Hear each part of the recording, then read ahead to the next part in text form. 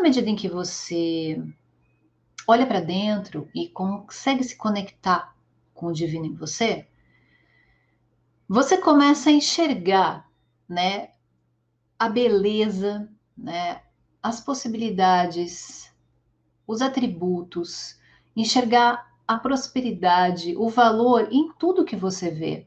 Você enxerga a beleza, você enxerga o bem. E quando você enxerga a beleza e o bem, você está trazendo mais disso para você. Porque você está focando no bem. Você não está mais olhando para a coisa que está errada.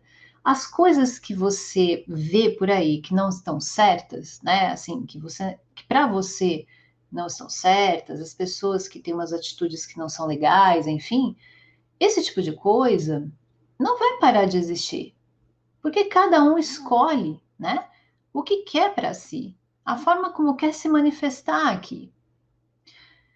Algumas pessoas estão totalmente desconectadas disso que eu estou falando e elas não percebem ainda que elas têm essa condição.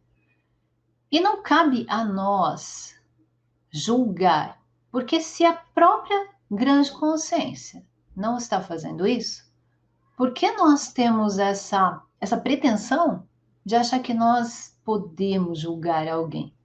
Vocês conseguem perceber o que eu estou falando? As pessoas são o que elas são o que elas podem ser dentro das condições que elas têm. Tem pessoas que estão já nessa percepção do divino interno e tem pessoas que estão muito longe disso. Mas não quer dizer que essas pessoas não servem, não prestam, são do mal. Significa só que elas ainda não perceberam que elas também são Deus. Mas nós sabemos que essas pessoas são. Então cabe a nós olhar para elas com respeito e não julgar, e não criticar, e não detonar. Porque se a gente faz isso, a gente está indo contra tudo o que nós sabemos.